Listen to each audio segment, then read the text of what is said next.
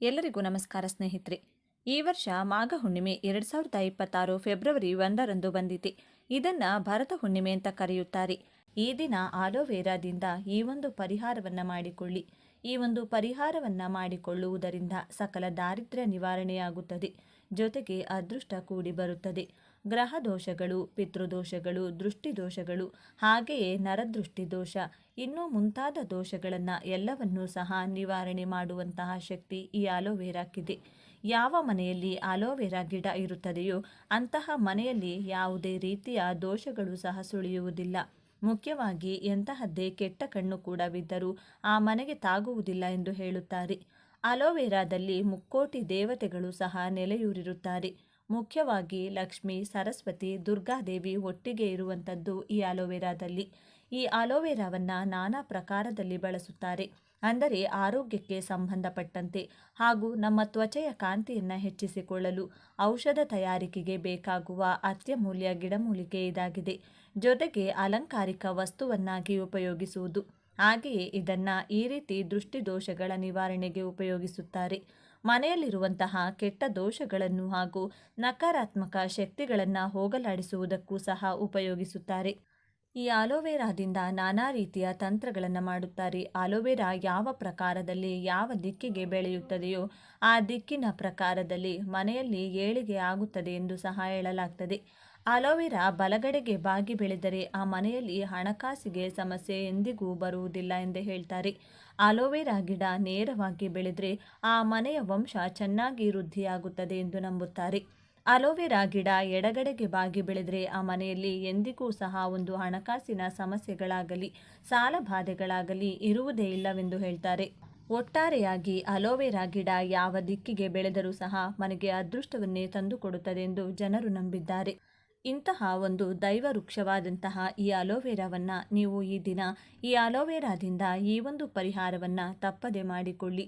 ಹಾಗೆಯೇ ಈ ದಿನ ಅಲೋವೆರಾ ಗಿಡವನ್ನು ಮನೆಗೆ ನೀವು ತಂದು ಬೆಳೆಸುವುದರಿಂದಲೂ ಸಹ ಖಂಡಿತವಾಗಿಯೂ ನಿಮ್ಮ ಮನೆಗೆ ಎಲ್ಲವೂ ಸಹ ಶುಭವಾಗುತ್ತದೆ ಎಂದು ಹೇಳಲಾಗುತ್ತದೆ. ಸ್ನೇಹಿತರೆ, ಅಲೋವೆರಾಕ್ಕೆ ಅಂತಹ ಒಂದು ಮಹಾನ್ ಶಕ್ತಿ ಇದೆ ಎಂದು ಹೇಳಲಾಗ್ತದೆ.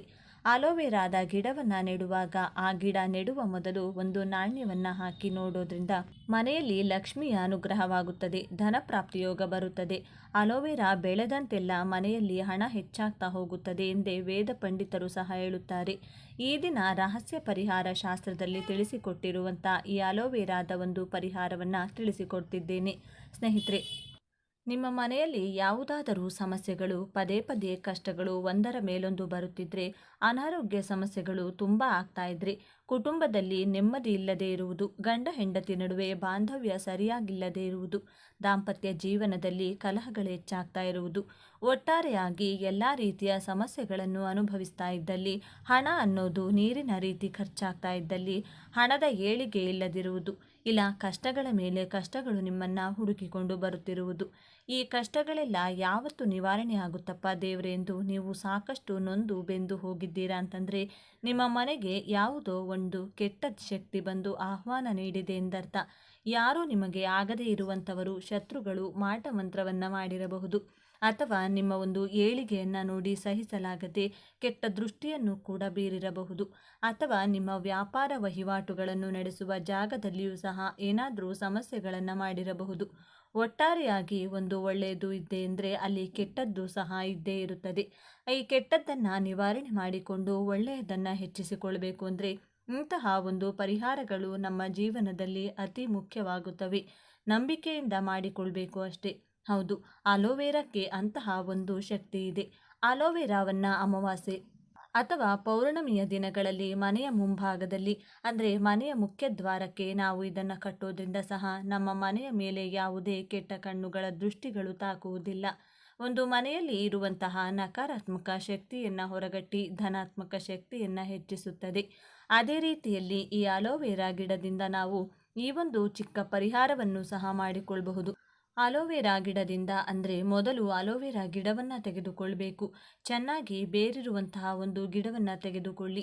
ಎಲ್ಲಿಯೂ ಸಹ ಆ ಒಂದು ಅಲೋವೆರಾ ಕಟ್ಟಾಗಿರಬಾರದು. ಈ ರೀತಿಯಾಗಿ ಇರುವಂತಹ ಒಂದು ಗಿಡವನ್ನು ತೆಗೆದುಕೊಂಡು ಶುಭ್ರ ಮಾಡಿಕೊಳ್ಳಿ. ಅಂದರೆ ಒಳ್ಳೆಯ ನೀರಿನಲ್ಲಿ ಚೆನ್ನಾಗಿ ತೊಳೆದುಕೊಳ್ಳಿ. ತೊಳೆದ ನಂತರ ಒಂದು ಬಿಳಿ ಬಟ್ಟೆಯನ್ನು ತೆಗೆದುಕೊಂಡು ಒರೆಸಿಕೊಳ್ಳಿ. ಆನಂತರ ಆಲೋವೆರಾಕ್ಕೆ ಅರಿಶಿನ, ಕುಂಕುಮ ಅಥವಾ ಗಂಧವನ್ನು ನೀರಿನಲ್ಲಿ ಮಿಶ್ರಣ ಮಾಡಿ ಆ ಆಲೋವೆರಾ ಗಿಡಕ್ಕೆ ಬೊಟ್ಟನ್ನು ಇಡಿ. ಈ ಆಲೋವೆರಾದ ಗಿಡವನ್ನು ಒಂದು ಪ್ಲೇಟ್ನಲ್ಲಿ ಇಟ್ಕೊಳ್ಳಿ. ಹಾಗೆಯೇ ಇದರ ಜೊತೆಗೆ ಸ್ವಲ್ಪ ಕಲ್ಲುಪ್ಪು, ಸ್ವಲ್ಪ ಸಾಸಿವೆ ತೆಗೆದುಕೊಳ್ಳಿ. ಕಲ್ಲುಪ್ಪು ಎನ್ನುವುದು ಸಾಕ್ಷಾತ್ ಮಹಾಲಕ್ಷ್ಮಿಯನ್ನು ಆಕರ್ಷಿಸುವಂತಹದ್ದು ಹಾಗೂ ದೃಷ್ಟಿ ದೋಷಗಳನ್ನು ನಿವಾರಣೆ ಮಾಡುವಂತಹ ಶಕ್ತಿ ಕಲ್ಲುಪ್ಪಿಗಿದೆ. ಅದೇ ರೀತಿ ಸಾಸಿವೆಗೂ ಅದರದ್ದೇ ಆದ ವಿಶೇಷ ಆಕರ್ಷಣೆ ಇರುತ್ತದೆ. ಸಾಸಿವೆ ಕೂಡ ಅಷ್ಟೇನೆ, ಎಂತಹದ್ದೇ ದೋಷಗಳಿದ್ರೂ ಸಹ ಕ್ಷಣ ಮಾತ್ರದಲ್ಲಿ ನಿವಾರಣೆ ಮಾಡುವಂತಹ ಶಕ್ತಿ ಈ ಸಾಸಿವೆಗಿದೆ. ಈ ಎರಡೂ ಪದಾರ್ಥಗಳನ್ನು ನೀವು ಒಂದು ಪ್ಲೇಟಲ್ಲಿ ಇಟ್ಕೊಳ್ಬೇಕಾಗುತ್ತದೆ.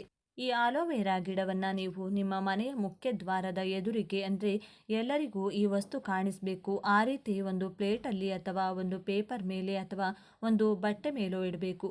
1 ಅಥವಾ 3 ವಾರಗಳ ಕಾಲ ನೀವು ಹಾಗೆಯೇ ಬಿಟ್ಟು ಬಿಡಿ. ಅದರ ಕಡೆ ನೀವು ಹೋಗಲೇಬೇಡಿ. ಮನೆಯಲ್ಲಿ ಏನಾದರೂ ಚಿಕ್ಕ ಮಕ್ಕಳಿದ್ದಲ್ಲಿ ಅವರ ಕೈಗೆ ಸಿಗಬಾರದು. ಆ ರೀತಿಯಾಗಿ ನೋಡಿಕೊಂಡು ಸ್ವಲ್ಪ ಎತ್ತರದಲ್ಲಿ ಎಲ್ಲರಿಗೂ ಕಾಣೋ ರೀತಿಯಲ್ಲಿಯೇ ನೀವು ಆಲೋವೆರಾ ಗಿಡವನ್ನು ನಿಮ್ಮ ಮನೆಯ ಮುಖ್ಯ ದ್ವಾರದ ಪ್ರವೇಶ ಕೋಣೆಯ ಒಳಗಡೆ ಇಟ್ಕೊಳ್ಳಿ. ಈ ರೀತಿ ಇಟ್ಕೊಳ್ಳೋದ್ರಿಂದ ಏನಾಗುತ್ತೆ ಅಂದರೆ ಮನೆಯಲ್ಲಿ ಅಂತಹದ್ದೇ ಕೆಟ್ಟ ಶಕ್ತಿಗಳು, ಕಷ್ಟಗಳು, ನಿಮಗೆ ಯಾರಾದರೂ ಬಂದು ಜಗಳ ಮಾಡ್ತಾ ಇದ್ದಲ್ಲಿ, ಅಕ್ಕಪಕ್ಕದವರು ಸಮಸ್ಯೆಗಳನ್ನು ಮಾಡ್ತಾ ಇದ್ದಾರೆ ಅನ್ನೋ ಒಂದು ಅನುಮಾನ ನಿಮಗಿದ್ದೇ ಇರುತ್ತದೆ. ಯಾಕಂದರೆ ಕುಟುಂಬದಲ್ಲೇ ಇರುತ್ತದೆ. ಕುಟುಂಬದಲ್ಲೇ ನಿಮ್ಮ ಏಳಿಗೆಯನ್ನು ನೋಡಿ ಸಹಿಸದೆ ನಿಮ್ಮ ಶತ್ರುಗಳು ನಿಮ್ಮನ್ನು ಮುಂದೆ ಚೆನ್ನಾಗಿ ಮಾತನಾಡಿಸಿ ನಿಮ್ಮ ಹಿಂದೆ ಬೆಂಕಿ ಹಾಕುವಂಥವರಿರ್ತಾರೆ. ನಿಮ್ಮ ನೋಡಿ ಹೊಟ್ಟೆ ಉರಿ ಪಡುವವರು ಇರ್ತಾರೆ. ನಿಮಗೆ ಶಾಪ ಹಾಕುವವರು ಅಂಥವರು ಇರ್ತಾರೆ. ಇಂತಹ ಜನಗಳ ದೃಷ್ಟಿಗಳು, ಇಂತಹ ಜನಗಳ ಕೇಡುಗಳು ನಿಮ್ಮ ಕಡೆ ಬಂದು ಮುಟ್ಟಲೇಬಾರದು ಅಂದರೆ ಈ ಒಂದು ಪರಿಹಾರ ನಿಮಗೆ ಅದ್ಭುತವಾಗಿ ಕೆಲಸವನ್ನು ಮಾಡುತ್ತದೆ. ನಿಮಗೆ ಬಂದಂತಹ ಕಷ್ಟಗಳೆಲ್ಲ ಈ ಆಲೋವೆರಾ ನಕಾರಾತ್ಮಕ ಶಕ್ತಿಯನ್ನು ಹಿಡಿದಿಟ್ಟುಕೊಳ್ಳುತ್ತದೆ.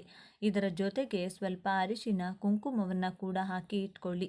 ಈ ರೀತಿ 3 ವಾರಗಳ ಕಾಲ ನೀವು ಇದನ್ನು ನಿಮ್ಮ ಮನೆಯಲ್ಲಿ ಇಟ್ಕೊಳ್ಬೇಕಾಗುತ್ತದೆ. ಆ ನಂತರ ಈ ಆಲೋವೆರಾದ ಇದನ್ನು ಯಾವುದಾದ್ರೂ ಒಂದು ಪ್ಲಾಸ್ಟಿಕ್ ಕವರಲ್ಲಿ ಇಟ್ಕೊಂಡು ಎಲ್ಲಾದರೂ ಹರಿಯುವಂಥ ನೀರಿಗೆ ನೀವು ಹಾಕಬಹುದು. ಅಥವಾ ನಿಮಗೆ ಈ ಗಿಡವನ್ನು ಬೆಳೆಸಬೇಕು ಎಂದು ಅನಿಸಿದ್ದಲ್ಲಿ ನೀವು ಬೆಳೆಸಬಹುದು. ನಿಮ್ಮ ಮನೆಯ ಹೊರಗಡೆ ಒಂದು ಪಾಟ್ನಲ್ಲಿ ಮಣ್ಣನ್ನು ಹಾಕಿ ಕೂಡ ಬೆಳೆಸಬಹುದು. ಆದರೆ ಈ ತಂತ್ರಕ್ಕೆ ಬಳಸಿದಂಥ ಆಲೋವೆರಾ ಗಿಡವನ್ನು ಹರಿಯುವ ನೀರಿಗೆ ಬಿಟ್ಟರೆ ಒಳ್ಳೆಯದು. ಒಂದು ವೇಳೆ ಅಲೋವೆರಾ ಗಿಡವನ್ನು ಮನೆಯಲ್ಲಿ ಬೆಳೆಸಬೇಕೆಂದರೆ ಹೊಸದಾಗಿ ಅಲೋವೆರಾ ಗಿಡವನ್ನು ತಂದು ಬೆಳೆಸಬಹುದು. ನಿಮಗೇನಾದರೂ ಅನುಮಾನಗಳಿದೆ ಮತ್ತು ನಿಮಗೆ ಏನಾದರೂ ಸಮಸ್ಯೆಗಳಾಗಬಹುದೇನೋ ಅಂತ ಒಂದು ಅನುಮಾನ ಬಂತು ಅಂದರೆ ಇದನ್ನು ತೆಗೆದುಕೊಂಡು ಹೋಗಿ ಹರಿಯೋ ನೀರಿನಲ್ಲಿ ಹಾಕಬೇಕು.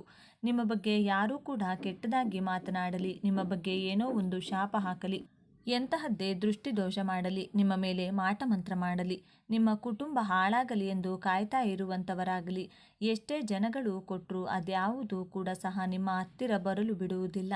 ಈ ಆಲೋವೆರಾ ಗಿಡ ಕೆಟ್ಟದ್ದನ್ನೆಲ್ಲ ಎಳೆದಿಟ್ಕೊಂಡು ನಿಮಗೆ ಒಂದು ಪಾಸಿಟಿವ್ ಎನರ್ಜಿಯನ್ನು ತಂದುಕೊಡುತ್ತದೆ. ಧನಾತ್ಮಕ ಶಕ್ತಿಯನ್ನು ನಿಮ್ಮ ಮನೆಯಲ್ಲಿರುವಂತೆ ಮಾಡುತ್ತದೆ. ಹಣಕಾಸಿನ ವೃದ್ಧಿಯನ್ನು ಮಾಡುತ್ತದೆ. ಆರೋಗ್ಯವನ್ನು ವೃದ್ಧಿ ಮಾಡುತ್ತದೆ. ನೆಮ್ಮದಿಯನ್ನು ತಂದುಕೊಡುತ್ತದೆ. ಮುಖ್ಯವಾಗಿ ಮಾನಸಿಕ ನೆಮ್ಮದಿ, ಮಾನಸಿಕ ಸ್ಥಿಮಿತ ನಿಮ್ಮದಾಗುತ್ತದೆ. ಅಂತಹ ಒಂದು ಶಕ್ತಿ ಈ ಆಲೋವೆರಾಕ್ಕಿದೆ. ಆಲೋವೆರಾದಲ್ಲಿ ಅಂತಹ ಒಂದು ಉಪಯುಕ್ತವಾದಂತಹ ಶಕ್ತಿ ಇದೆ. ಯಾಕಂದರೆ ದೇವಾನುದೇವತೆಗಳು ಅನುಗ್ರಹಿಸುತ್ತಾರೆ. ಹಾಗೆ ನಿಮ್ಮ ಮನೆಯಲ್ಲಿ ಆಲೋವೆರಾವನ್ನು ಬೆಳೆಸ್ತಾ ಇದ್ದೀರಾ ಅಂದರೆ ಆಲೋವೆರಾಕ್ಕೆ ಯಥಾ ಪ್ರಕಾರ ನೀವು ತುಳಸಿ ಪೂಜೆಯನ್ನು ಯಾವ ರೀತಿಯಲ್ಲಿ ನಿತ್ಯ ಮಾಡ್ತೀರಿ ಅದೇ ರೀತಿ ಸ್ವಲ್ಪ ಒಂದು ಹೂವನ್ನು ಇಟ್ಟು ಸ್ವಲ್ಪ ಅರಿಶಿನ ಕುಂಕುಮವನ್ನು ಇಟ್ಟು ಪೂಜಿಸ್ತಾ ಬನ್ನಿ. ಖಂಡಿತವಾಗಿ ನಿಮ್ಮ ಮನೆಯಲ್ಲಿ ಧನಪ್ರಾಪ್ತಿ ಯೋಗ ಬರುತ್ತದೆ. ಹಣ ಯಾವ ರೀತಿಯಾಗಿ ವೃದ್ಧಿ ಆಗ್ತಾ ಹೋಗುತ್ತೆ ಅಂತ ನೋಡಿದರೆ ನೀವೇ ಆಶ್ಚರ್ಯ ಪಡ್ತೀರಾ. ಅಷ್ಟರ ಮಟ್ಟಕ್ಕೆ ಧನಪ್ರಾಪ್ತಿ ಯೋಗ ಸಹ ಬರುತ್ತದೆ. ದೇವಾನುದೇವತೆಗಳ ಅನುಗ್ರಹ ಸದಾಕಾಲ ನಿಮ್ಮ ಮನೆಯ ಮೇಲೆ ಇದ್ದೇ ಇರುತ್ತದೆ ಎಂದು ವೇದ ಪಂಡಿತರು ಸಹ ನಂಬುತ್ತಾರೆ. ಹಾಗೆಯೇ ರಹಸ್ಯ ಪರಿಹಾರ ಶಾಸ್ತ್ರದಲ್ಲೂ ಸಹ ಅಲೋವೆರಾ ಗಿಡದ ಬಗ್ಗೆ ಉಲ್ಲೇಖಿಸಿದ್ದಾರೆ. ಹಾಗಾಗಿ ತಪ್ಪದೆ ಈ ಪ್ರಕಾರದಲ್ಲಿ ತಿಳಿಸಿಕೊಟ್ಟಂಥ ರೀತಿಯಲ್ಲಿ ಅಲೋವೆರಾದಿಂದ ಈ ಚಿಕ್ಕ ತಂತ್ರಗಳನ್ನು ಮಾಡಿಕೊಳ್ಳಿ. ಈ ದಿನ ಅಲೋವೆರಾವನ್ನು ನಿಮ್ಮ ಮನೆಯ ಮುಖ್ಯ ದ್ವಾರಕ್ಕೂ ಕೂಡ ಕಟ್ಟಿಕೊಳ್ಳಬಹುದು. ಅದಕ್ಕೂ ಕೂಡ ನೀವು ನಿತ್ಯ ಪೂಜೆ ಮಾಡ್ಕೊಳ್ತಾ ಬಂದರೆ ಅಲೋವೆರಾ ಬೆಳೆದಂತೆ ನಿಮ್ಮ ಮನೆಯಲ್ಲಿರುವ ಕಷ್ಟಗಳು ನಿವಾರಣೆಯಾಗಿ ಅದೃಷ್ಟ ಬರುತ್ತದೆ ಎಂದು ಹೇಳಲಾಗ್ತದೆ. ಇವತ್ತಿನ ವಿಡಿಯೋ ಈ ಮಾಹಿತಿ ನಿಮಗೆ ಉಪಯುಕ್ತವಾಗಿದೆ ಎಂದು ನಾನು ಭಾವಿಸ್ತೇನೆ. ಈ ವರ್ಷ ಮಾಘ ಹುಣ್ಣಿಮೆ 2026 ಫೆಬ್ರವರಿ 1ರಂದು ಬಂದಿದೆ. ಇದನ್ನು ಭರತ ಹುಣ್ಣಿಮೆ ಅಂತ ಕರೆಯುತ್ತಾರೆ. ಈ ದಿನ ಮನೆಯಲ್ಲಿರುವ ಮಹಿಳೆಯರು ಒಂದು ವಿಶೇಷವಾದ ತರಕಾರಿಗಳನ್ನು ಬೇಯಿಸಿ ತಿಂದರೆ ಈ ಕುಟುಂಬಕ್ಕೆ ಅಪಮೃತ್ಯು ದೋಷಗಳು ನಿವಾರಣೆಯಾಗುವುದಲ್ಲದೆ ಬೇಡವೆಂದರೂ ಹಣ ಬಂದು ಸೇರುತ್ತದೆ ಮತ್ತು ಆಯುಷ್ಯ ಹೆಚ್ಚುತ್ತದೆ ಎಂದು ಶಾಸ್ತ್ರಗಳು ಹೇಳುತ್ತವೆ. ಅಷ್ಟೇ ಅಲ್ಲದೆ ಈ ದಿನ ಈ ತರಕಾರಿಯನ್ನ ತಿಂದರೆ ಸಕಲ ದೇವತೆಗಳ ಆಶೀರ್ವಾದ ಲಭಿಸುತ್ತದೆ, ಅಷ್ಟೈಶ್ವರ್ಯಗಳು ಸಿದ್ಧಿಸುತ್ತವೆ, ಉತ್ತಮ ಆರೋಗ್ಯ ಲಭಿಸುತ್ತದೆ. ರೋಗಗಳು ಏನಾದರೂ ಇದ್ದರೆ ಅವು ಕೂಡ ನಿವಾರಣೆಯಾಗುತ್ತವೆ. ನಿಮ್ಮ ಕುಟುಂಬವು ಅಭಿವೃದ್ಧಿ ಹೊಂದಬೇಕೆಂದರೆ ಯಾವ ತರಕಾರಿಗಳನ್ನು ಕಡ್ಡಾಯವಾಗಿ ತಿನ್ನಬೇಕು ಎಂಬುದನ್ನು ಈಗ ಈ ವಿಡಿಯೋದಲ್ಲಿ ವಿವರವಾಗಿ ತಿಳಿದುಕೊಳ್ಳೋಣ. ಅದಕ್ಕೂ ಮುನ್ನ ನೀವಿನ್ನು ಚಾನಲ್ಗೆ ಸಬ್ಸ್ಕ್ರೈಬ್ ಆಗಿಲ್ಲ ಅಂದರೆ ಈಗಲೇ ಸಬ್ಸ್ಕ್ರೈಬ್ ಆಗಿ, ಹಾಗೆ ವಿಡಿಯೋಗೆ ಲೈಕ್ ಮಾಡಿ, ಎಲ್ಲರೂ ಭಕ್ತಿಯಿಂದ ಓಂ ನಮಃ ಶಿವಾಯ ಅಂತ ಕಮೆಂಟ್ ಮಾಡಿ. ಈ ಪವಿತ್ರ ದಿನದಂದು ಮನೆಯ ಮಹಿಳೆಯರು ನೆನಪಿಟ್ಟುಕೊಂಡು ಒಂದು ಅದ್ಭುತವಾದ ಪಲ್ಯವನ್ನು ಮಾಡಿದರೆ ನಿಮ್ಮ ದಾರಿದ್ರ್ಯವು ನಾಶವಾಗುತ್ತದೆ, ಅಷ್ಟೈಶ್ವರ್ಯಗಳು ಒಟ್ಟಾಗಿ ಬರುತ್ತವೆ ಎಂದು ಶಾಸ್ತ್ರಗಳಲ್ಲಿ ಹೇಳಿದ್ದಾರೆ. ಆ ಪಲ್ಯ ಯಾವುದೆಂದರೆ ಚಿಕ್ಕುಡಿಕಾಯಿ. ಚಿಕ್ಕುಡಿಕಾಯಿಗೆ ಒಂದು ವಿಶೇಷ ಪ್ರಾಮುಖ್ಯತೆ ಇದೆ. ಮುಖ್ಯವಾಗಿ ಈ ದಿನದಂದು ಚಿಕ್ಕುಡಿಕಾಯಿಯನ್ನು ಬೇಯಿಸಿ ಮನೆಯಲ್ಲಿ ಎಲ್ಲರೂ ತಿಂದರೆ ಆಯುಷ್ಯ ಅದು ವೃದ್ಧಿಸುತ್ತದೆ. ಲಕ್ಷ್ಮೀದೇವಿಯ ಕೃಪೆಗೆ ಪಾತ್ರರಾಗಿ ಧಾನ್ಯಗಳೊಂದಿಗೆ ಕೊರತೆಯಾಗಿರುವುದಿಲ್ಲ. ಆದ್ದರಿಂದ ಇಂದು ಎಲ್ಲರೂ ತಪ್ಪದೆ ಅವರೆಕಾಯಿ ಪಲ್ಯವನ್ನು ಸೇವಿಸಿ. ಯಾವುದಾದರೂ ಒಂದು ರೂಪದಲ್ಲಿ ಅವರೆಕಾಯಿಯನ್ನು ತಿನ್ನಲು ಪ್ರಯತ್ನಿಸಿ. ಪಲ್ಯ, ಹುಳಿ ಅಥವಾ ಅವರೆಕಾಯಿ ಚಟ್ನಿ, ಹೀಗೆ ಯಾವುದಾದರೂ ಒಂದು ರೂಪದಲ್ಲಿ ಅವರೆಕಾಯಿಯನ್ನು ತಿನ್ನಿ. ಗಂಡ ಮತ್ತು ಮಕ್ಕಳಿಗೆ ಹೆಚ್ಚು ಬಡಿಸಿದರೆ ತುಂಬ ಒಳ್ಳೆಯದು, ಆಯುಷ್ಯ ಹೆಚ್ಚುತ್ತದೆ. ಇದರ ಜೊತೆಗೆ ಈ ದಿನದಂದು ಪಪ್ಪಾಯಿ ಕಾಯಿ ಅಥವಾ ಹಣ್ಣನ್ನು ಸೇವಿಸುವುದು ಸಹ ತುಂಬ ಒಳ್ಳೆಯದು. ಇದು ದೇಹಕ್ಕೆ ಶಕ್ತಿಯನ್ನು ನೀಡುವುದಲ್ಲದೆ ಅಕಾಲ ಮರಣದ ದೋಷಗಳನ್ನು ನಿವಾರಿಸುತ್ತದೆ. ಆದ್ದರಿಂದ ಪಪ್ಪಾಯಿಯನ್ನು ಪಲ್ಯದ ರೂಪದಲ್ಲಿ ಅಥವಾ ಪಪ್ಪಾಯಿ ಹಲ್ವ ರೂಪದಲ್ಲಿ ಅಥವಾ ಹಣ್ಣಿನ ಪಪ್ಪಾಯಿ ತುಂಡುಗಳ ರೂಪದಲ್ಲಿ ಯಾವುದಾದರೂ ಒಂದು ರೀತಿಯಲ್ಲಿ ಇಂದು ಪಪ್ಪಾಯಿಯನ್ನು ತೆಗೆದುಕೊಳ್ಳಿ. ಹೀಗೆ ತಿಂದರೆ ಉತ್ತಮ ಫಲಿತಾಂಶ ಸಿಗುತ್ತದೆ, ತುಂಬ ಆರೋಗ್ಯಕರ. ವಿಶೇಷವಾಗಿ ಇಂದು ಮಕ್ಕಳಿಗೆ ಪಪ್ಪಾಯಿ ತಿನ್ನಿಸಿದರೆ ಅವರ ಬುದ್ಧಿಶಕ್ತಿ ವಿಕಸನಗೊಂಡು ಅಧ್ಯಯನದಲ್ಲಿ ಉತ್ತಮ ಸಾಧನೆ ಮಾಡುತ್ತಾರೆ. ವಿಶೇಷವಾಗಿ ಗಂಡು ಮಕ್ಕಳನ್ನು ಹೊಂದಿರುವವರು ಇಂದು ಇದನ್ನು ಖಂಡಿತವಾಗಿಯೂ ಬಿಡಬಾರದು. ನೀವು ನಿಮ್ಮ ಮಕ್ಕಳಿಂದ ಪಪ್ಪಾಯಿ ತಿನ್ನಿಸಿ. ಇನ್ನು ಇಂದು ಮಹಿಳೆಯರು ನೆನಪಿನಲ್ಲಿಟ್ಟುಕೊಳ್ಳಬೇಕಾದ ಮತ್ತೊಂದು ಪ್ರಮುಖ ತರಕಾರಿ ಬೆಂಡೆಕಾಯಿ. ಇಂದು ಬೆಂಡೆಕಾಯಿ ಪಲ್ಯಗಳನ್ನು ಬೇಯಿಸಿ ತಿನ್ನುವುದರಿಂದ ಮನಸ್ಸು ಶಾಂತವಾಗಿರುತ್ತದೆ, ಮನೆಯಲ್ಲಿ ಜಗಳಗಳು ಕಡಿಮೆಯಾಗುತ್ತವೆ, ಶಾಂತಿ ಇರುವಲ್ಲಿ ಲಕ್ಷ್ಮೀದೇವಿ ನೆಲೆಸುತ್ತಾಳೆ. ಆದ್ದರಿಂದ ಇಂದು ಬೆಂಡೆಕಾಯಿಯಿಂದ ಮಾಡಿದ ಅಡುಗೆಗಳನ್ನು ಸೇವಿಸುವುದು ಶುಭಕರ. ಅಂದರೆ ಬೆಂಡೆಕಾಯಿ ಪಲ್ಯ, ಬೆಂಡೆಕಾಯಿ 65 ಅಥವಾ ಬೆಂಡೆಕಾಯಿಯನ್ನು ಸಾಂಬಾರಿನಲ್ಲಿ ಹಾಕಿ ತಿನ್ನುವುದರಿಂದ ಯಾವುದೇ ಕಷ್ಟಗಳು ಬರುವುದಿಲ್ಲ. ಆದ್ದರಿಂದ ಬೆಂಡೆಕಾಯಿಯನ್ನು ನೆನಪಿಟ್ಟುಕೊಳ್ಳಿ.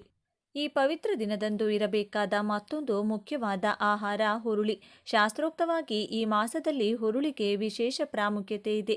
ಈ ದಿನ ಹುರುಳಿಯನ್ನು ಬೇಯಿಸಿ ಒಗ್ಗರಣೆ ಹಾಕಿ ತಿಂದರೆ ಅಥವಾ ಬಿಸಿ ಬಿಸಿ ಹುರುಳಿ ಸಾರು ರೂಪದಲ್ಲಿ ಸೇವಿಸಿದರೆ ಅಥವಾ ಹುರುಳಿ ಬೇಳೆ ರೂಪದಲ್ಲಿ ತಿಂದರೆ ಸಾಕ್ಷಾತ್ ಸಕಲ ದೇವತೆಗಳ ಅನುಗ್ರಹ ಪ್ರಾಪ್ತಿಯಾಗುತ್ತದೆ. ಸಾಕ್ಷಾತ್ ಸೂರ್ಯ ಭಗವಾನನ ಶಕ್ತಿ ಮತ್ತು ಇಂದ್ರನ ಅಂಶಕ್ಕೆ ಪ್ರತೀಕವೆಂದು ಭಾವಿಸಲಾಗುತ್ತದೆ. ಈ ದಿನ ಹುರುಳಿಯಿಂದ ಮಾಡಿದ ಅಡುಗೆಗಳನ್ನು ಸೇವಿಸುವುದರಿಂದ ದೇಹದಲ್ಲಿನ ಕಲ್ಮಶಗಳು ನಿವಾರಣೆಯಾಗಿ ಆರೋಗ್ಯ ಪ್ರಾಪ್ತವಾಗುತ್ತದೆ. ಅಷ್ಟೇ ಅಲ್ಲದೆ ನಿಮ್ಮ ಜಾತಕದಲ್ಲಿರುವ ಗ್ರಹದೋಷಗಳು ನಾಶವಾಗುತ್ತವೆ. ಏಕೆಂದರೆ ಹುರುಳಿ ಕಾಳುಗಳು ಗ್ರಹದೋಷಗಳನ್ನು ನಿವಾರಿಸುತ್ತವೆ. ಮುಖ್ಯವಾಗಿ ಆರ್ಥಿಕ ತೊಂದರೆಗಳಿಂದ ಬಳಲುತ್ತಿರುವವರು ಇಂದು ಹುರುಳಿ ಸಾರು ಮಾಡಿ ತಿನ್ನುವುದರಿಂದ ಮನೆಯಲ್ಲಿ ಸಂಪತ್ತು ವೃದ್ಧಿಯಾಗುತ್ತದೆ, ಲಕ್ಷ್ಮೀದೇವಿಯ ಕೃಪೆ, ಧನ ವೃದ್ಧಿಯಾಗುತ್ತದೆ. ಮಕ್ಕಳಿಗೆ ಇದನ್ನು ತಿನ್ನಿಸಿದರೆ ಅವರಲ್ಲಿ ಜ್ಞಾಪಕ ಶಕ್ತಿ ಹೆಚ್ಚುತ್ತದೆ. ಆದ್ದರಿಂದ ಹುರುಳಿ ಕಾಳುಗಳನ್ನು ಯಾವುದಾದರೂ ಒಂದು ರೂಪದಲ್ಲಿ ನಿಮ್ಮ ಆಹಾರದಲ್ಲಿ ಸೇರಿಸಿಕೊಳ್ಳಿ. ಆರೋಗ್ಯದ ಜೊತೆಗೆ ಅಪಾರ ಸಂಪತ್ತನ್ನು ನಿಮ್ಮದಾಗಿಸಿಕೊಳ್ಳಿ. ಅಲ್ಲದೆ ಈ ದಿನ ಇರಬೇಕಾದ ಮತ್ತೊಂದು ಅದ್ಭುತವಾದ ಪಲ್ಯ ತೋಟದ ಸೊಪ್ಪು. ತೋಟದ ಸೊಪ್ಪುಗಳನ್ನು ಬೇಯಿಸಿದರೆ ವಂಶಾಭಿವೃದ್ಧಿಯಾಗುತ್ತದೆ, ಮಕ್ಕಳು ಆರೋಗ್ಯವಾಗಿರುತ್ತಾರೆ ಎಂಬ ನಂಬಿಕೆ. ತೋಟದ ಸೊಪ್ಪು ಪಲ್ಯ, ಸಾರು, ಹೀಗೆ ಬೇಯಿಸಿ ಇಡಿ. ಇವೆಲ್ಲ ಕೇಳಲು ಸರಳವಾಗಿ ಕಾಣಿಸಿದರೂ ಈ ಪವಿತ್ರವಾದ ದಿನ ಇವುಗಳನ್ನು ಸೇವಿಸುವುದರ ಹಿಂದೆ ಆಳವಾದ ಆಧ್ಯಾತ್ಮಿಕ ಮತ್ತು ಆರೋಗ್ಯಕರ ರಹಸ್ಯಗಳು ಅಡಗಿವೆ. ಆದ್ದರಿಂದ ಮಹಿಳೆಯರು ಈ ದಿನ ನೆನಪಿಟ್ಟುಕೊಂಡು ಯಾವುದಾದರೂ ಒಂದು ತರಕಾರಿಯನ್ನು ಬೇಯಿಸಿ ತಿನ್ನಿ. ಈ ದಿನದಂದು ನೀವು ಯಾವುದೇ ತರಕಾರಿ ತಿಂದರೂ ಅದಕ್ಕೆ ಸ್ವಲ್ಪ ತುಪ್ಪ ಸೇರಿಸಿ ತಿಂದರೆ ಇನ್ನೂ ಒಳ್ಳೆಯದು. ಇವೇ ಈ ದಿನ ಕಡ್ಡಾಯವಾಗಿ ತಿನ್ನಬೇಕಾದ ತರಕಾರಿಗಳು. ಈ ಪವಿತ್ರ ದಿನದಂದು ಮನೆಯ ಮಹಿಳೆಯರು ತಪ್ಪಿಯೂ ಸಹ ಕುಂಬಳಕಾಯಿ ತರಕಾರಿ ಅಥವಾ ಹೀರೆಕಾಯಿ ತರಕಾರಿಯನ್ನು ಬೇಯಿಸಬಾರದು. ಯಾರು ಈ ದಿನ ಈ ತರಕಾರಿಯನ್ನು ತಿನ್ನಬಾರದು. ಒಂದೇ ಅಲ್ಲ, ಯಾವುದೇ ರೂಪದಲ್ಲಿಯೂ ಕುಂಬಳಕಾಯಿ ಮತ್ತು ಹೀರೆಕಾಯಿಯನ್ನು ತಿನ್ನಬಾರದು. ಎಂದು ತಿನ್ನುವುದರಿಂದ ಮನೆಗೆ ಪರಮ ದಾರಿದ್ರ್ಯ ಬರುತ್ತದೆ, ಕಷ್ಟಗಳು ದೂರವಾಗುತ್ತವೆ, ಎದುರಾಗುತ್ತವೆ, ಗಂಡಾಂತರಗಳು ಬರುತ್ತವೆ, ಅನಾರೋಗ್ಯ ಸಮಸ್ಯೆಗಳು ಬರುತ್ತವೆ, ಕೈಯಲ್ಲಿರುವ ಹಣವೆಲ್ಲ ಖರ್ಚಾಗಿ ಹೋಗುತ್ತದೆ, ಭಿಕ್ಷೆ ಬೇಡಿಕೊಂಡು ಸ್ಟೇಷನ್ಗೆ ಹೋಗುತ್ತಾರೆ, ಜೀವನದಲ್ಲಿ ಸುಖ ಎನ್ನುವುದು ಇರುವುದಿಲ್ಲ. ಆದ್ದರಿಂದ ಯಾರು ಕೂಡ ಇಂದು ಕುಂಬಳಕಾಯಿ ಹೀರೆಕಾಯಿ ಪಲ್ಯವನ್ನು ಬೇಯಿಸಬೇಡಿ, ತಿನ್ನಬೇಡಿ.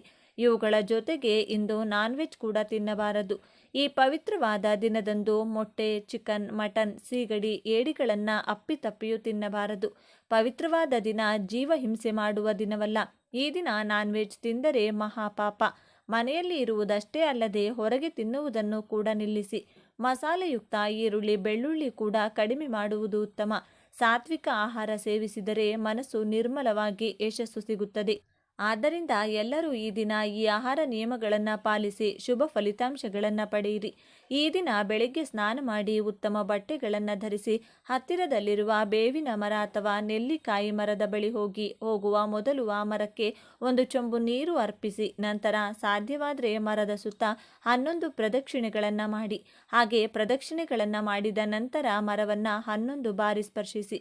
ಹಾಗೆ ಸ್ಪರ್ಶಿಸುವಾಗ ನಿಮಗಿರುವ ಎಲ್ಲ ಕಷ್ಟಗಳು ದೂರವಾಗಬೇಕು. ನಮ್ಮ ಮನೆಗೆ ಲಕ್ಷ್ಮೀದೇವಿ ನಾರಾಯಣನೊಂದಿಗೆ ಬಂದು ನೆಲೆಸಬೇಕು, ನಮಗೆ ಧನಲಾಭವಾಗಬೇಕೆಂದು ಹೇಳಿ ನಂತರ ಸ್ವಲ್ಪ ಸಮಯ ಆ ಮರದ ಕೆಳಗೆ ಕುಳಿತುಕೊಳ್ಳಿ.